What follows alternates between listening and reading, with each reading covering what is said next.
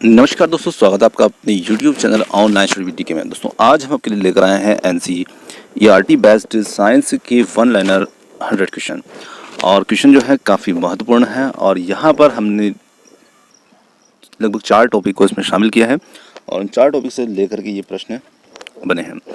तो यहाँ पर प्रश्न आपको ज़्यादा मिल पाए इसलिए हमने इनको वन लाइनर लिया है ताकि एक वीडियो में ज़्यादा से ज़्यादा क्वेश्चन जो है वो आप देख पाएँ। और दोस्तों यदि आप अपने टाइम को और भी अच्छा उपयोग करना चाहते हैं तो इसके लिए आप खबरी ऐप को डाउनलोड कर सकते हैं। वहाँ पर आपको तरह तरह के ऑडियो लेसन मिलते हैं। जब आप वीडियो नहीं देख पाते हैं तो उस स्थिति में आप ऑडियो लेसन सुनकर भी अपनी तैयारी को और भी अच्छा कर सकते हैं।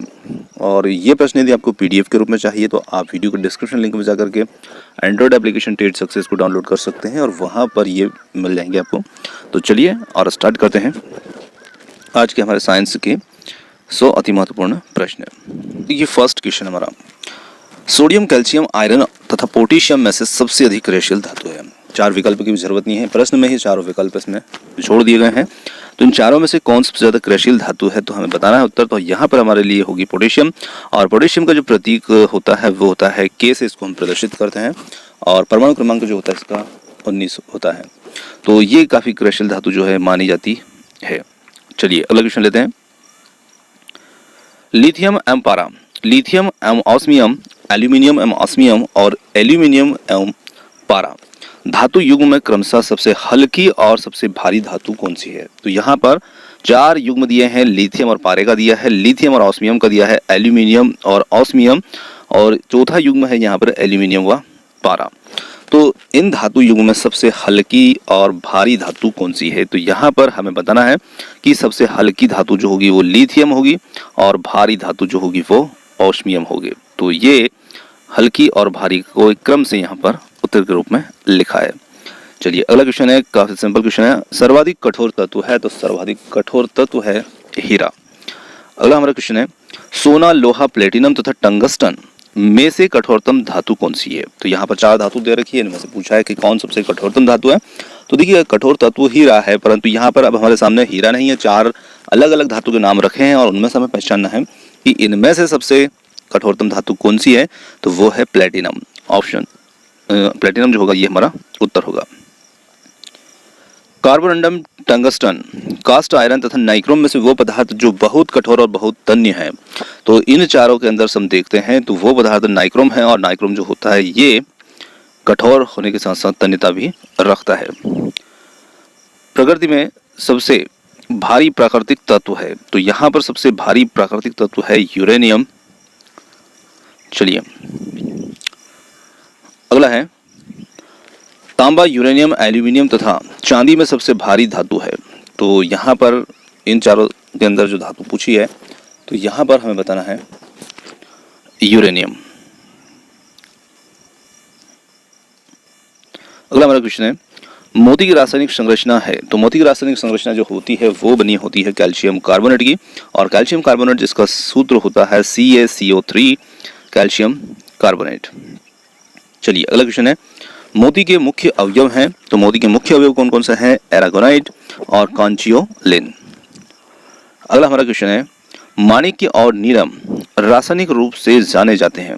तो माणिक्य और नीलम जो होते हैं ये क्या होते हैं, अंगूठी के अंदर पहने जाने वाले जो पत्थर होते हैं जिन्हें मोती के पत्थर कहे जाते हैं। तो ये मुख्य रूप से जाने जाते हैं। तो ये मुख्य रूप से एल्यूमिनियम ऑक्साइड के रूप में जाने जाते हैं, इनके अंदर एल्यूमिनियम ऑक्साइड होता है। चलिए अगला क्वेश्चन है, आजकल सड़कों की रोशनी में पीले लैंप बहुतायत में प्रयुक्त हो रहे हैं और इन लैंपों का उपयोग करते हैं। तो इन लैंपों में उपयोग किसका किया जाता है, तो इसमें के अंदर सोडियम का उपयोग किया जाता है। तो यहाँ पर सोडियम होगा इसका उत्तर। सोडियम वाष्प लैंप में प्राय सड़क प्रकाश के लिए प्रयुक्त होते हैं क्योंकि इनका एक वर्णी प्रकाश एक वर्णी है और पानी की बूंदों से गुजरने पर विभक्त नहीं होता है, इसलिए इन सोडियम लैंपों का प्रयोग जो है ये सड़क के प्रकाश के लिए किया जाता है। चलिए अगला क्वेश्चन है, प्रदीप्ति नली में सर्वाधिक सामान्यतः प्रयोग होने वाली वस्तु है। तो यहाँ पर पारा जो धातु होती है हमारी Hg मरकरी जिसे हम कहते हैं उसकी वाष्प और आर्गन ये जो है प्रदीप्ति नली के अंदर प्रयोग होने वाली वस्तु है। एल्यूमिनियम, सोना, क्रोमियम तथा जस्ता में से जो स्वतंत्र अवस्था में पाई जाती है वो है सोना। सोना एक ऐसी धातु है, गोल्ड जो होता है जिसका संकेत होता है AU, जिसे हम ऑरम भी कहते हैं, तो AU के द्वारा इसको प्रदर्शित किया जाता है और ये स्वतंत्र अवस्था में पाई जाती है क्योंकि ये बहुत ही कम क्रियाशील धातु होती है। अगला हमारा क्वेश्चन है, सोने को घोला जा सकता है, तो सोने को किस में घोला जा सकता है? तो सोने को घोला जाता है अम्लराज में, और अम्लराज को हम एक्वारेजिया भी कहते हैं। इस रूप में भी आपके सामने उत्तर आ सकता है, तो आपको ध्यान रखना है एक्वारेजिया या अम्लराज। और ये हाइड्रोक्लोरिक अम्ल और नाइट्रिक अम्ल का मिश्रण होता है। चलिए अगला क्वेश्चन है, शुद्ध सोना होता है, तो शुद्ध सोना 24 कैरेट का होता है। अति मुलायम खनिज टाल्क जो कि सॉप स्टोन मुख्यतः है, तो ये मुख्यतः होता है मैग्नीशियम सिलिकेट का। चूना पत्थर का रासायनिक नाम है, तो चूना पत्थर का रासायनिक नाम है कैल्शियम कार्बोनेट। कैल्शियम कार्बोनेट जो होगा वही CaCO3, इसे हम चूना पत्थर भी कहते हैं। डॉक्टर, कलाकार या मूर्तिकार कैल्शियम सल्फेट का उपयोग करते हैं और जिसका लोकप्रिय नाम है, तो इसका लोकप्रिय नाम होगा प्लास्टर ऑफ पेरिस। इसे POP भी कहा जाता है। चलिए अगला क्वेश्चन है, मोनोजाइट अयस्क है, तो मोनोजाइट जो है ये थोरियम का अयस्क है। अगला हमारा क्वेश्चन है, माइका है, तो माइका जो है ये क्या है? तो माइका जो है ऊष्मा और का चालक तथा विद्युत का कुचालक है, तो इसका उपयोग जो है ये विद्युत यंत्रों में किया जाता है। चलिए अगला क्वेश्चन है, पारा, पानी, ईथर तथा बेंजीन द्रव में ऊष्मा का बहुत अच्छा चालक है, तो यहाँ पर 4 दिए हमें, पारा दिया, पानी, ईथर और बेंजीन द्रव में से ऊष्मा का बहुत अच्छा चालक होगा। तो देखिए यहाँ पर पारा एक प्रकार की धातु है और ये द्रव अवस्था में होती है, तो यहाँ पर निश्चित ही धातु जो है वो सर्वोत्तम चालक होगी। अगला हमारा क्वेश्चन है, जल, पारा, बेंजीन तथा चमड़ा में ऊष्मा का सर्वाधिक उत्तम चालक है। इस प्रकार से भी प्रश्न घुमाया जा सकता है, तो यहाँ पर ऊष्मा और विद्युत का चालक होगा पारा।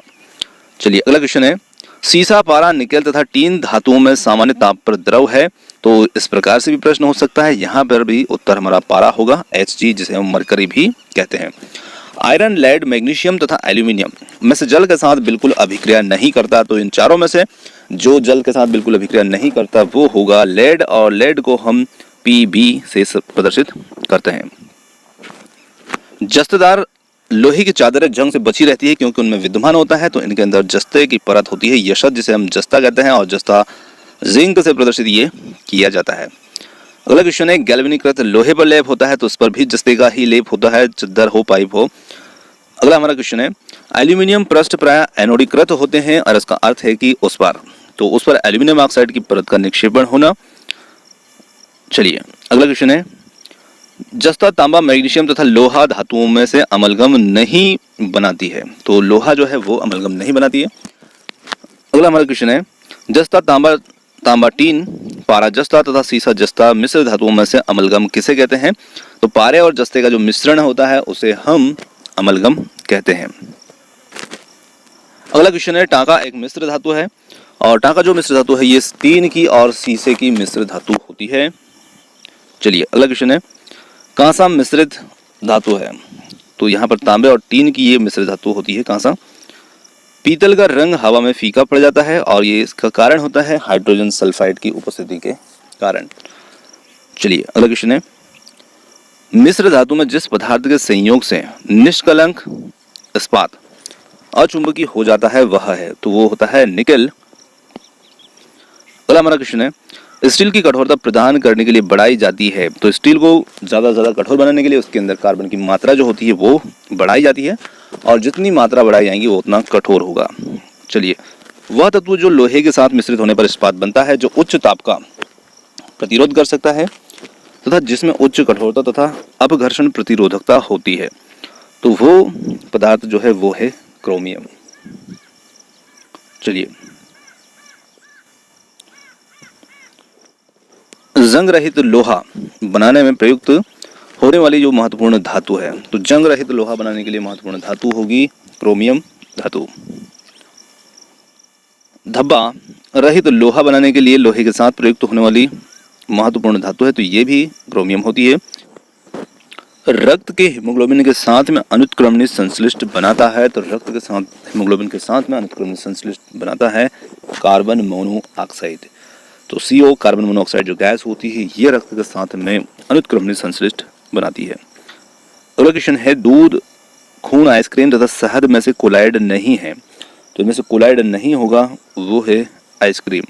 बाकी अन्य तीनों जो हैं वो कोलाइड हैं।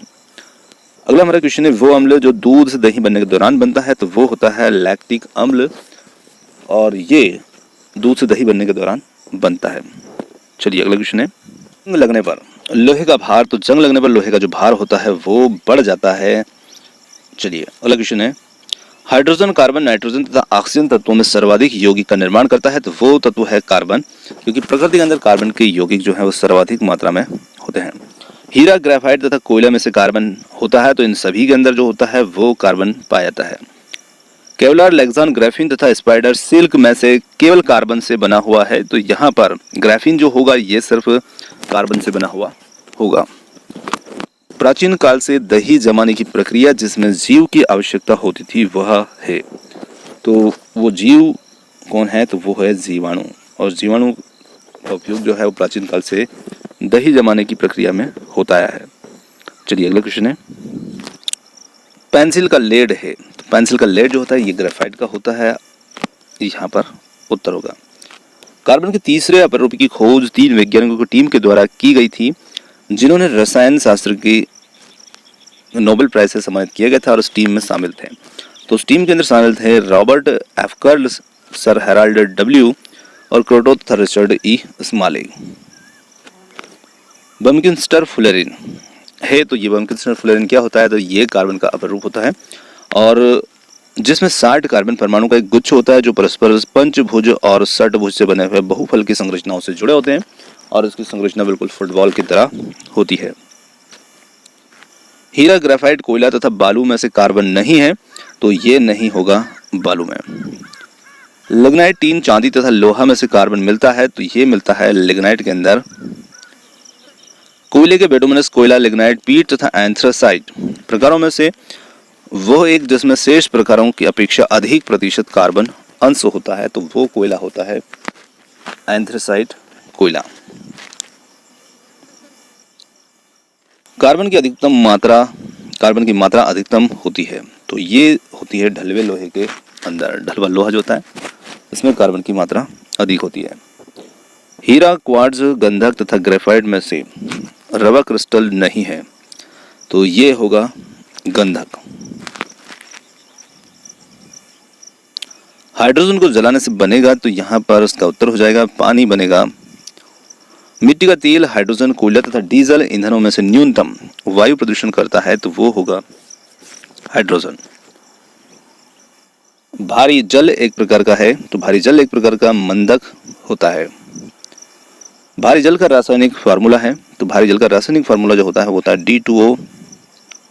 न्यूक्लिक रिएक्टरों में विमंदक और प्रशीतक की तरह दोनों की तरह प्रयुक्त होने वाला पदार्थ है, तो भारी जल जो होता है ये विमंदक और प्रशीतक दोनों की तरह ही उपयोग में लाया जाता है नाभिकीय रिएक्टरों के अंदर। चलिए, हाइड्रोजन, ऑक्सीजन, हीलियम तथा कार्बन डाइऑक्साइड में से नोबेल गैस कहलाती है, तो ये गैस होती है हीलियम, और ये आदर्श गैस भी कहलाती है, और समूह 18 के अंदर ये उपस्थित होती है, परंतु परमाणु क्रमांक उसका 2 है। गोताखोरों के सांस लेने से संबंधित क्रिया का में उपयोग की जाने वाली गैसें हैं, तो यहाँ पर वो गैसें होती है ऑक्सीजन और हीलियम गैसों का मिश्रण जो है वो समुद्री गोताखोर को सांस लेने के लिए दिया जाता है। गोताखोरों के द्वारा गहरे समुद्र में सांस लेने के लिए ऑक्सीजन के साथ मिश्रित किया जाता है, तो अभी हमने क्वेश्चन देखा वही है, हीलियम को मिश्रित किया जाता है। सल्फर हेक्साफ्लोराइड अणु का जो आकार होता है वो किस प्रकार का होता है, तो इसका आकार जो होता है वो अष्टफलकी होता है। जल में आसानी से घुलनशील है, तो जल के अंदर आसानी से घुलनशील गैस कौन सी होगी, ये होगी अमोनिया, और इसका सूत्र होता है NH3 अमोनिया। अगला हमारा क्वेश्चन है, हास्य गैस लाफिंग गैस के रूप में प्रयुक्त होती है, तो ये होती है नाइट्रस ऑक्साइड, जिसका सूत्र होता है N2O। समुद्री जल को शुद्ध जल में बदला जा सकता है, तो इसको बदला जा सकता है उत्क्रम परासरण प्रक्रिया के द्वारा। खारे पानी को शुद्ध पानी में परिवर्तित करने की प्रक्रिया को कहते हैं, तो इस प्रक्रिया को हम कहते हैं उत्क्रम परासरण, तो इसे हम कहते हैं उत्क्रम परासरण। दोनों ही प्रश्न एक जैसे हैं, सिर्फ एक में समुद्री जल लिख दिया, एक में खारा पानी लिख दिया है। फिटकरी गंदले पानी को स्वच्छ करती है, तो ये करती है स्कंदन प्रक्रिया के द्वारा। स्कंदन प्रक्रिया से मतलब होता है कि फिटकरी के अंदर जो धनायन होते हैं वो अशुद्धियों के अंदर उपस्थित ऋण आयनों को स्कंदित कर देते हैं, जिससे वो तली में बैठ जाते हैं। वनस्पति तेल से वनस्पति घी बनाने में प्रयुक्त गैस होती है, तो वो गैस होती है हाइड्रोजन गैस। वनस्पति तेलों के हाइड्रोजनीकरण में उपयोग किया जाता है, तो इसमें किया जाता है निकेल उत्प्रेरक का। काफी महत्वपूर्ण प्रश्न है ये। कीटभक्षी पौधे जिस मृदा में उगते हैं उसमें कमी होती है, तो कीटभक्षी पादप जहाँ उगते हैं वहां पर नाइट्रोजन की कमी हुआ करती है। सामान्यतः गुब्बारे के अंदर भरी जाती है, तो सामान्यतः गुब्बारों के अंदर भरी जाती है हीलियम गैस। लौंग में पाए जाने वाला सारभूत तेल होता है, तो ये तेल होता है यूजिनॉल का। अगला हमारा क्वेश्चन है अश्रु गैस है, तो अमोनिया गैस जो होती है उसे हम अश्रु गैस भी कहते हैं NH3, क्योंकि ये इस गैस को आंखों में जाने से आंसू आते हैं। और इसका उपयोग जो होती है वो पुलिस करती है, जब पुलिस सेना आदि भीड़ को तितर बितर करने के लिए इसका उपयोग करती है। दूध उदाहरण है, तो दूध किसका उदाहरण है, तो दूध एक इमल्सन पायस का उदाहरण है। हैलोजनों में सबसे अधिक क्रियाशील है, तो हैलोजनों में सबसे अधिक क्रियाशील कौन होगा, तो ये होगा फ्लोरीन। चलिए अगला क्वेश्चन है, वह हैलोजन जिसका उपयोग पीड़ाहारी की तरह किया जा सकता है, तो पीड़ाहारी की तरह किया जा सकता है वो होगा ब्रोमीन। स्वर्णकारों के द्वारा प्रयोग में आने वाला एक्वारेजिया बनाया जाता है, तो एक्वारेजिया मतलब वही जिसे हम कहते हैं अम्ल राज। तो ये नाइट्रिक अम्ल तथा हाइड्रोक्लोरिक अम्ल को मिला करके बनाया जाता है। पीएच एक मूल्यांक दर्शाता है, तो पीएच एक मूल्यांक दर्शाता है किसी घोल के अम्लीय या क्षारीय होने के मूल्यांक को दर्शाता है, यानी कि उसके पीएच मान से हमें पता चलता है कि घोल अम्लीय है या क्षारीय है। अगला क्वेश्चन है, एक विलियन लाल लिटमस को नीला कर देते हैं और विलियन का पीएच है, तो विलियन का पीएच जो है 7 से अधिक होगा। रसायन उद्योग में वह तेजाब जो मूल रासायनिक माना जाता है, तो मूल रासायनिक या उद्योग कारखानों के अंदर ये मुख्य आधार पे इसको मानते हैं, तो वो तेजाब होता है H2SO4, जिसे हम सल्फ्यूरिक अम्ल भी कहते हैं। कॉपर सल्फेट का जलीय घोल अम्लीय होता है क्योंकि इस लवण का जल अपघटन होता है। ब्लीचिंग पाउडर में होता है, तो ब्लीचिंग पाउडर के अंदर होता है कैल्शियम ऑक्सीक्लोराइड, और कैल्शियम ऑक्सीक्लोराइड को हम सूत्र के रूप में लिखते हैं, तो CaOCl2 इसका सूत्र होता है, कैल्शियम ऑक्सीक्लोराइड। चलिए, जब इनो लवण को जल में डाला जाता है, तो इनो से मतलब यहाँ पर जो एसिडिटी को दूर करने के लिए जो पाउडर आता है इनो का, उसको जब हम जल में डालते हैं तो बुलबुले बनते हैं, और जिसका कारण होता है, तो उसको जैसे जल के अंदर डालते हैं तो उसमें CO2 गैस के बुलबुले बनते हैं, और उसके कारण उसमें झाग आते हैं। फोटोग्राफी प्लेट को विकसित करने में उपयोग किया जाता है सोडियम थायोसल्फेट उपचय की भांति। अगला क्वेश्चन है हमारा, ब्रोमरेड सोडियम थायोसल्फेट हाइड्रोजन पेरोक्साइड तथा कैलोमल में पदार्थों में से वो पदार्थ जो फोटोग्राफी में तथा एक एंटीक्लोर के रूप में भी प्रयुक्त होता है, तो वो होता है सोडियम थायोसल्फेट। फोटोग्राफी में प्रयुक्त होने वाला हाइपोविलियन जली विलियन है, तो फोटोग्राफी में प्रयुक्त होने वाला हाइपोविलियन जली विलियन है, तो ये होता है सोडियम थायोसल्फेट का। फोटोग्राफी में उपयोगी तत्व हैं, तो फोटोग्राफी के अंदर उपयोगी तत्व होते हैं सिल्वर ब्रोमाइड। फोटोग्राफी की प्लेट पर परत चढ़ाई जाती है, तो फोटोग्राफी की प्लेट पर परत चढ़ाई जाती है, ये चढ़ाई जाती है सिल्वर ब्रोमाइड की। चलिए, हाइड्रोजन तथा ऑक्सीजन, ऑक्सीजन एवं एसिटिलीन, मीथेन एवं वायु तथा कार्बन डाइऑक्साइड एवं मीथेन गैस युग्मों में से वो मिश्रण जो खानों में अधिकतर होने वाले विस्फोटों का कारण है। अब खानों से मतलब है जो खदानें होती हैं उनके अंदर, तो यहाँ पर उन गैसों का मिश्रण हमें देखना है, हाइड्रोजन ऑक्सीजन का होगा या फिर ऑक्सीजन एसिटिलीन का, मीथेन वायु का, और कार्बन डाइऑक्साइड एवं मीथेन का। तो ये होता है मीथेन और वायु का। खानों में अधिकतम विस्फोट होते हैं, तो ये उसी का प्रश्न है, मीथेन के साथ वायु मिलने से। ट्राइनाइट्रोटॉल्यूइन जिसे हम TNT कहते हैं, तथा ट्राइनाइट्रोग्लिसरीन, साइक्लोट्राइमेथिलीन और ट्राइनाइट्रोमेट्रेमिन जिसे हम RDX भी कहते हैं, तथा नाइट्रोक्लोरोफॉर्म में से विस्फोटक नहीं है, तो ये नहीं होगा नाइट्रोक्लोरोफॉर्म। TNG, TNP, TNA तथा TNT में से विस्फोटक है जिसका नाम नोबेल तेल है, तो वो है TNG। RDX आविष्कृत हुआ, तो RDX आविष्कृत हुआ ये हेनिंग के द्वारा आविष्कृत हुआ। RDX का एक और अन्य नाम होता है, तो RDX का एक और अन्य नाम जो होता है साइक्लोनाइट भी होता है। फास्फोरस ट्राइक्लोराइड, मर्क्यूरिक ऑक्साइड तथा ग्रेफाइट तथा नाइट्रोग्लिसरीन में से वह जिसे हम विस्फोटक की तरह प्रयोग किया जा सकता है वो है, तो वो होता है नाइट्रोग्लिसरीन। खाने की वस्तुओं के परिरक्षण में प्रयोग होता है, खाने की वस्तुओं के परिरक्षण में जो प्रयोग होता है वो होता है सोडियम बेंजोएट। चलिए अगला क्वेश्चन है, खाद्य पदार्थों के परिरक्षण में प्रयुक्त होता है, तो ये भी सोडियम बेंजोएट ही है। फलों के रस को सुरक्षित रखने के लिए उपयोग किया जाता है, तो खाद्य पदार्थ, फल के रस या इनको सभी को तो एक प्रकार का परिरक्षक होता है, और यहाँ पर तीनों ही प्रश्न इसके जैसे हैं। चलिए अगला क्वेश्चन है हमारा, खुले में कुछ देर रखा दूध खट्टा हो जाता है, तो ये खट्टा हो जाता है लैक्टिक अम्ल के कारण। प्रशीतन खाद्य परिरक्षण में मदद करते हैं, तो प्रशीतन मतलब ठंडा रखने की जो क्रिया होती है उसे वो खाद्य परिरक्षण में मदद करती है। तो वो किस प्रकार से करती है, तो वो जैव रासायनिक अभिक्रियाओं की दर को कम करके मदद करती है। दोस्तों यहाँ पर आज के हमारे विज्ञान संबंधित 100 प्रश्न समाप्त होते हैं। प्रश्न आपको कैसे लगे कमेंट्स करके जरूर बताइएगा, और वीडियो पसंद आता तो वीडियो को लाइक, शेयर और चैनल को सब्सक्राइब करना ना भूलिएगा। आप हमारे साथ में समय तक बने रहे उसके लिए बहुत बहुत धन्यवाद। थैंक यू सो मच, और मिलते हैं जल्द ही एक और नए किसी वीडियो के साथ।